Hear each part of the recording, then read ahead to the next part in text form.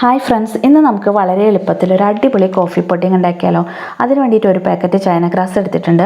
ഇത് 10 ഗ്രാം ഉണ്ട്. ഇനി നമുക്ക് ഇതിൽ നിന്ന് പകുതി, അതായത് 5 ഗ്രാം എടുത്തിട്ട് അടി കട്ടിയുള്ള ഒരു പാത്രത്തിലേക്ക് ഇട്ട് കൊടുക്കാം. എന്നിട്ട് ഇതിൽ 1 കപ്പ് വെള്ളം ഒഴിച്ച് കൊടുക്കാം.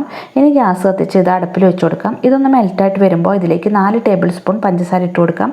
ഇനി ഇതിലേക്ക് 1.5 ടീസ്പൂൺ ഇൻസ്റ്റൻറ്റ് കോഫി പൗഡർ ഇട്ട് കൊടുക്കാം. ഇത് നന്നായിട്ടൊന്ന് മിക്സ് ആയിട്ട് വരുമ്പോൾ ഫ്ലെയിം ഓഫ് ആക്കാം. എന്നിട്ടിത് ഒരു ട്രേയിലേക്ക് അരിച്ചൊഴിച്ച് കൊടുക്കാം. എന്നിട്ട് ഇതൊന്ന് സെറ്റ് ആവാനായിട്ട് 5 മിനിറ്റ് ഫ്രിഡ്ജിലേക്ക് വെച്ച് കൊടുക്കാം. ഫ്രീസറിൽ വെക്കേണ്ട ആവശ്യമില്ല. ഇനി അടി കട്ടിയുള്ള ഒരു പാത്രം എടുത്തിട്ട് അടുപ്പിൽ വെച്ചിട്ട് ഇതിലേക്ക് ബാക്കിയുള്ള 5 ഗ്രാം ചൈന ഗ്രാസ് ഇട്ട് കൊടുക്കാം.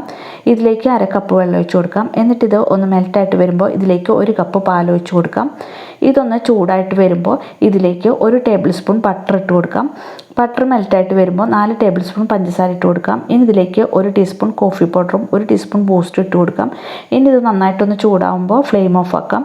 ഇനി നമ്മൾ ഫ്രിഡ്ജിൽ വെച്ച ട്രേ എടുത്തിട്ട് ഇത് കട്ട് ചെയ്തിട്ട് പുഡിംഗ് ട്രേയിലേക്ക് ഇട്ട് കൊടുക്കാം.